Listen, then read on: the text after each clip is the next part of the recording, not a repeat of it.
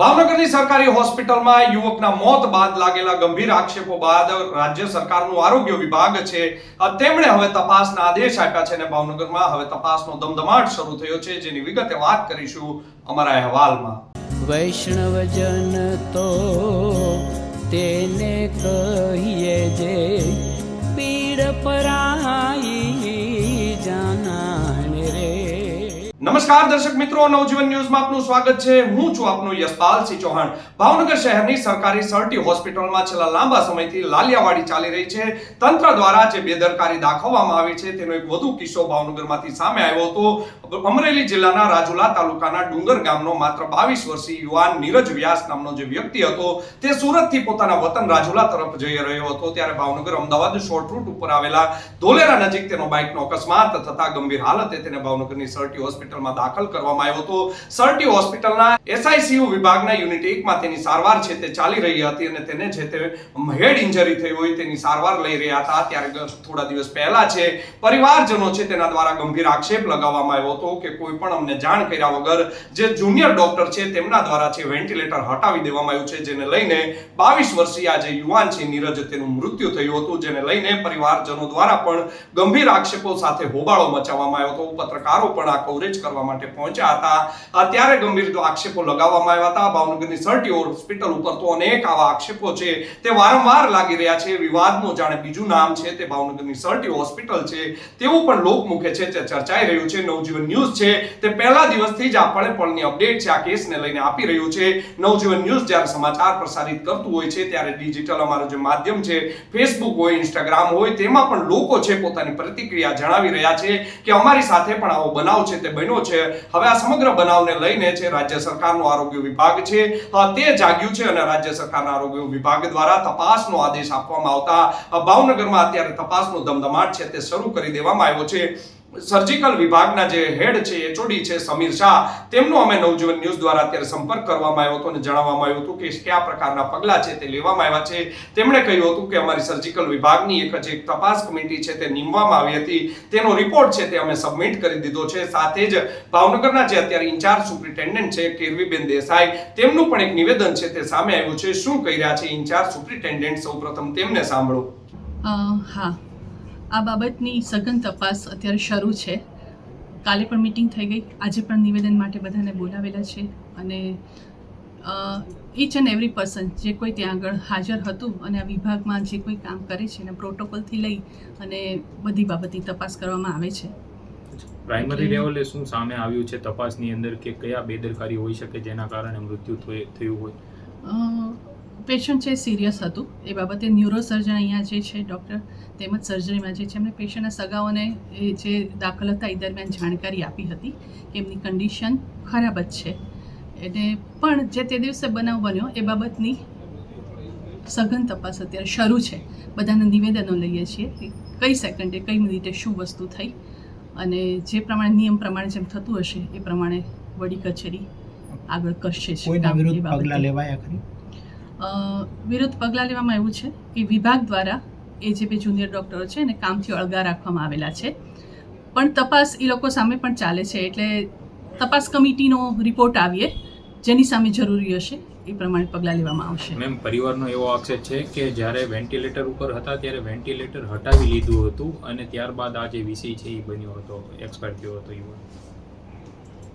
એ જ વાત છે કે જેને આપણે તપાસનો વિષય મેઇન રાખ્યો છે, એટલે અત્યારે જ્યાં સુધી રિપોર્ટ ના આવે ત્યાં સુધી એક્ઝેક્ટ નહીં કહી શકું, પણ આ જ આરોપ છે ને આ જ વસ્તુ એની તપાસ થઈ રહી છે। અત્યાર સુધી કેટલા નિવેદન નોંધ્યા છે આમાં?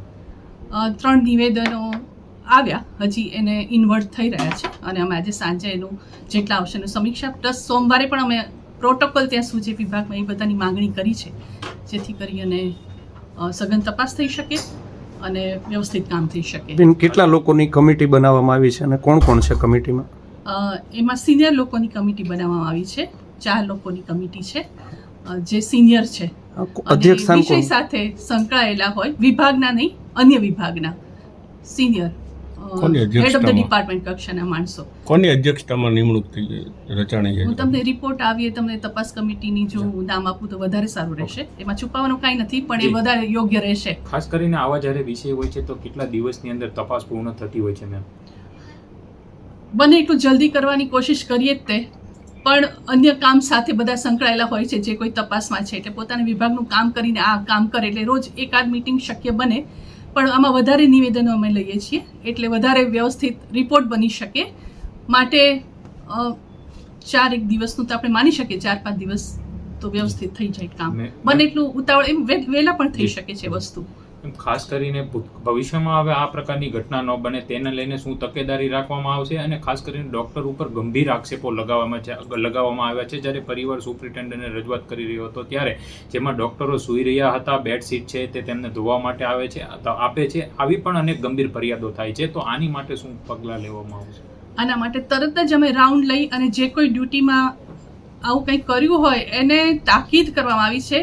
ઓન પેપર પણ તાકીદ કરવામાં આવી છે કે આ વસ્તુ ફરીવાર ન થવી જોઈએ. આ બધા મુદ્દા લીધા છે કે મોબાઈલ પર કોઈ કામ વગર, ઇમરજન્સી કામ વગર કોઈ મોબાઈલનો વપરાશ કરવો નહીં, તેમજ જે સ્ટાફનું જે કામ છે એને કરવાનું રહેશે, પેશન્ટના સગા પાસે કરાવવું નહીં, અને ઓન ડ્યુટી ડૉક્ટર ત્યાં હાજર રહેવું અને પ્રોટોકોલ પ્રમાણે કામ કરવું અને પ્રોટોકોલને ત્યાં ડિસ્પ્લે કરવા વર્કિંગ પ્લેસ પર, જેથી કરીને કોઈ ભૂલ ના થાય. બેન, ખાસ કરીને જુનિયર ડોક્ટરોમાં અત્યારે ગણગણાટ શરૂ થયો છે. માત્ર જે 2 જુનિયર ડોક્ટર છે તેની ઉપર સમગ્ર દોષનો ટોપલું ઢોળી દેવામાં આવ્યું છે તેવી ચર્ચા. તો સિનિયર ડોક્ટર કોઈ હાજર નહોતા તો તેમની ઉપર કોઈ પગલાં લેવાશે?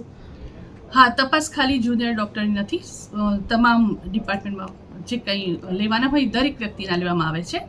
અને અલ્ટિમેટલી ડૉક્ટરનું કામ હોય એમને દર્દીને બચાવવાનું, એટલે આવું કોઈ સારા ઈરાદા સાથે જ બધા કામ કરે, પણ છતાં આવું જ્યારે કંઈ થઈ જાય ત્યારે સઘન તપાસ કરી અને જે તે વ્યક્તિ ફરીવાર આ વસ્તુ રિપીટ ના થાય એ તો જોવું જ પડે. અને અમે જોશું. આ વિભાગના એચઓડી કોણ છે? સર્જરી વિભાગના એચઓડી ડૉક્ટર સમીરભાઈ શાહ છે. એમની દેખરેખ હેઠળ વિભાગ ચાલતો હોય છે ને? હા, એ વડા છે. એમનો કશું આમાં નિવેદન નોંધવામાં આવશે ખરી વડા તરીકે? હા, કેમ નહીં, બિલકુલ, યસ. હા. અચ્છા બેન, ખાસ કરીને તેઓ પણ અત્યારે ગણગણાટ ચાલુ થયો છે કે જે ટ્રોમા સેન્ટર છે સહિતના જે બધા વિભાગો આવ્યા છે એક પણ એચઓડી છે તે હાજર નથી હોતા. બેન, માત્ર ને માત્ર R1 અને R2 ડૉક્ટરો છે તેની ઉપર જ આખો દિવસ હોસ્પિટલ ચાલતું હોય છે. બેન, તો એ તો આપણા કર્મચારી નથી, એ તો એને આપણે ઇન્સેન્ટિવ આપતા હોઈએ છીએ. એ વસ્તુ સદંતર રીતે સાચી નથી કે ડૉક્ટરો હાજર નથી હોતા, એવું નથી હોતું.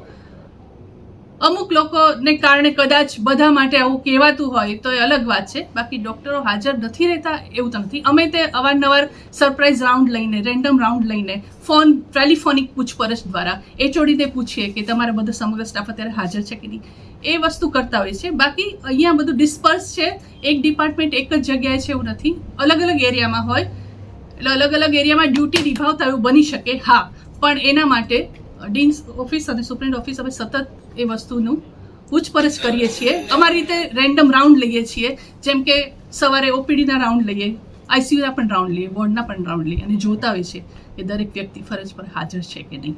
અચ્છા બેન, અંતિમ સવાલ. રોગી કલ્યાણ સમિતિ દ્વારા અત્યારે આપને ફરિયાદ કરવામાં આવી છે. શું ફરિયાદ કરવામાં આવી છે બેન? હા, શું રજૂઆત બેન તેમના દ્વારા કરવામાં આવી છે? હા, એમના દ્વારા કહેવામાં આવ્યું કે આ જે કંઈ ઇન્સિડન્ટ્સ બન્યો એની તપાસ કમિટીએ એમના ફેમિલી મેમ્બરને બોલાવવા જોઈએ. હા, એ બોલાવવા જોઈએ અને બોલાવવામાં આવશે.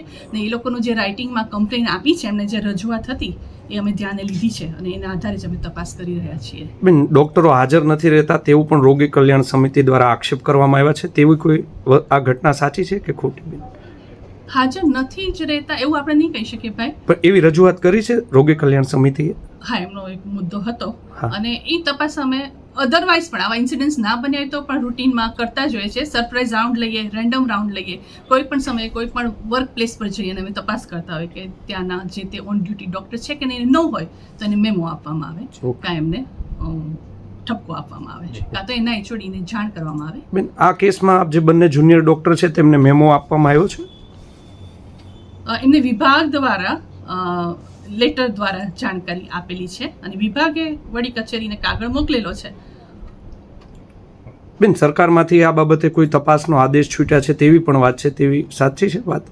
હા, પૂછેલું છે શું ઇન્સિડન્સ બન્યો છે અને અમે ત્યાં પણ આ જ જવાબ આપ્યો છે કે તપાસ કમિટીની પ્રોસિજર શરૂ છે અને પૂર્ણ થયે જાણ કરવામાં આવશે.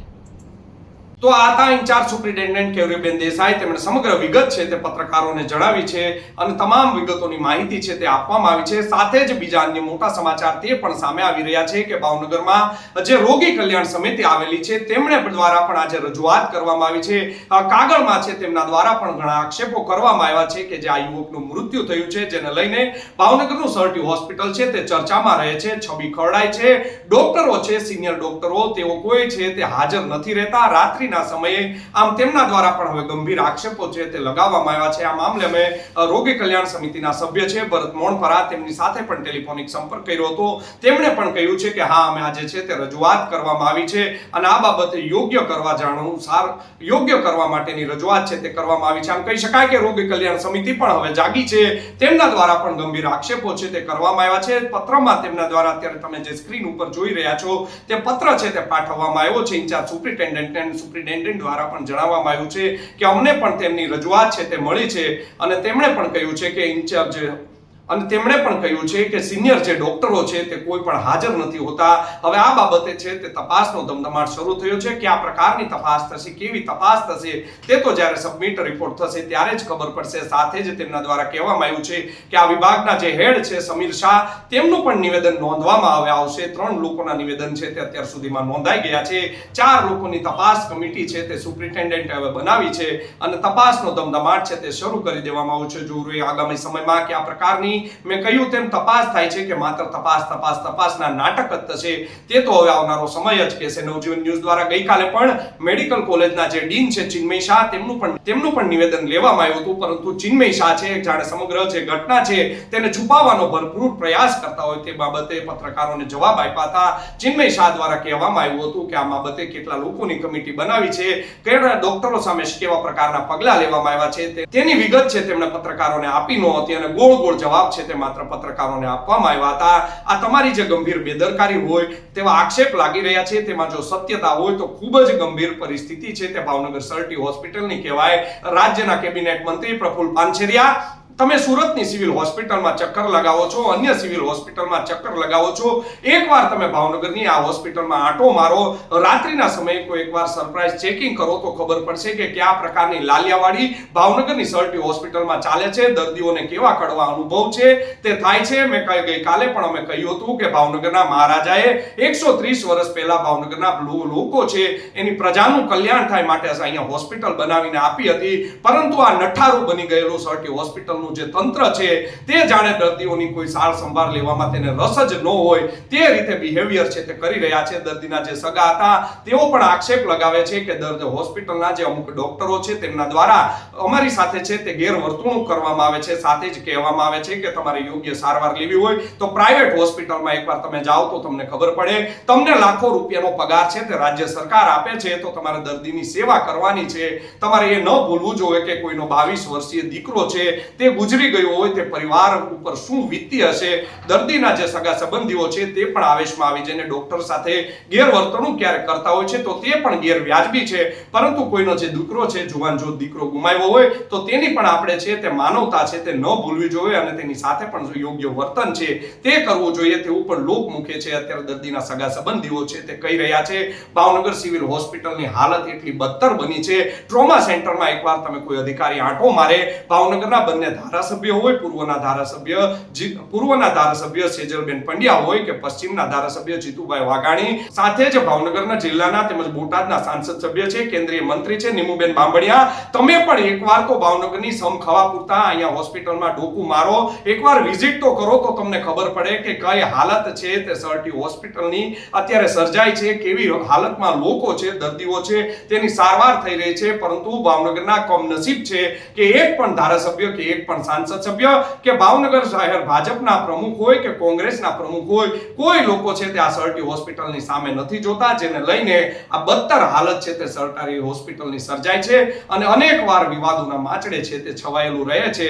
લોકો જે લોકમુખે અત્યારે ચર્ચા ચાલી રહી છે કે ભાજપને લોકોએ મત આપ્યા છે, ખોબલે મત આપ્યા છે, કરોડો રૂપિયાના ખર્ચે છે તે રાજ્ય સરકાર છે, ભાજપની સરકાર છે તે ગ્રાન્ટ આપીને જે હોસ્પિટલ મોટું જબર અહીંયા બનાવવામાં આવ્યું છે, મલ્ટી સ્પેશિયાલિટી હોસ્પિટલ, આજે 10 વર્ષ જેટલો તેને સમય વીતી ગયો છે, પરંતુ કમનસીબી છે મનસુખ માંડવિયા છે તે ભાવનગરના વતની છે, પોરબંદરના સાંસદ છે, કેન્દ્રીય મંત્રી છે, તે જ્યારે હેલ્થ મિનિસ્ટર હતા ત્યારે 250 કરોડના ખર્ચે આ મલ્ટી સ્પેશિયાલિટી હોસ્પિટલ બનાવવામાં આવી હતી, પરંતુ મેં કહ્યું તેમ દુર્ભાગ્યવશ એક પણ વિભાગ છે આપણે ચાલુ નથી કરાવી શક્યા. કરોડો રૂપિયાના ખર્ચે છે ત્યાં સાધનો લેવામાં આવ્યા છે, કરોડો રૂપિયાના ખર્ચે કેથ લેબ બનાવવામાં આવી છે, પરંતુ મેં કહ્યું તેમ ભાવનગરના જે લોકો છે, નાગરિકો છે, આજુબાજુ જિલ્લાના જે નાગરિકો છે તેના નસીબ જ કંઈ ખરાબ હશે કે આ જે નેતાઓ છે, રાજનેતાઓ છે, તે તમારા આરોગ્યની સુવિધાને લઈને કંઈ ભલું નથી કરી શકતા. માટે આરોગ્ય વિભાગે પણ હવે જાગવું પડશે, અન્યથા લોકો છે તે હાડમારી છે તે ભોગવતા રહેશે. ભાવનગરના જે લોકો છે સાથે જ કેન્સર વિભાગ પણ શરૂ કરવામાં આવ્યો છે, પરંતુ એક પણ ઓપરેશન છે તે અહીંયા થતા નથી. GCERI વિભાગ સાથે સંકલન કરવામાં આવ્યું છે, પરંતુ લોકોની હાલત તો હજુ દયનીય છે. લોકોને ઓપરેશન કરવા માટે કેન્સરના અમદાવાદ સુધી ધક્કા છે તે ખાવા પડે છે. જો રહ્યો આગામી સમયમાં રાજકીય લોકો છે તેમણે પણ જાગવું પડશે. આ તમારી જ પ્રજા છે, તમારા જ લોકો છે જેમણે ખોબલે ને ખોબલે તમને મત આપીને જે દિલ્હીની ગાદી હોય કે ગાંધીનગરની ગાદી હોય ત્યાં સુધી તમને મોકલ્યા છે, મંત્રીઓ બનાવ્યા છે, તો તમે આજે નહીં જાગો તો ક્યારે જાગશો? લોકો છે તમારી રાહ જોઈ રહ્યા છે કે ભાવનગરનું ખાડે ગયેલું આરોગ્ય તંત્ર છે તે આવજે, નહીં તો કાલે સુધરશે. પરંતુ તમે રાજકીય લોકો જ્યારે જાગશો ત્યારે જ આનું ભલું થશે તેવું લોકો છે તે કહી રહ્યા છે. નવજીવન ન્યૂઝ આ પ્રકારના અહેવાલો છે તમને વારંવાર આપતું રહેશે. કુંભકર્ણ નિંદ્રામાં સૂતેલું જે તંત્ર છે, નઠારું બની ગયેલું જે આ તંત્ર છે તેને જગાડવાનું કામ છે તે એક પત્રકાર તરીકે અમે લોકો સુધી તમારો અવાજ પહોંચાડવાનું કામ છે તે અમે કરતા રહીશું, અને તમારે પણ જવાબ છે તે આપવા પડશે. લાજવાને બદલે ગાજી રહ્યા છે ભાવનગરના જે ડીન છે ચિન્મય શાહ, તેમણે પણ આનું સંજ્ઞાન લેવું પડશે કે લોકો છે તે આપણા છે, તમે ભાવનગરના વતની છો, તમારે લોકો માટે સારું કામ છે તે કરવું પડશે. જો રહ્યું આગામી સમયમાં હવે ક્યારે તંત્ર છે તે જાગે છે અને ભાવનગરની આરોગ્યની સુવિધામાં કેટલો ફેરફાર થાય છે તે તો આવનારો સમય જ કહેશે. યશપાલસિંહ ચૌહાણ, નવજીવન ન્યૂઝ, ભાવનગર.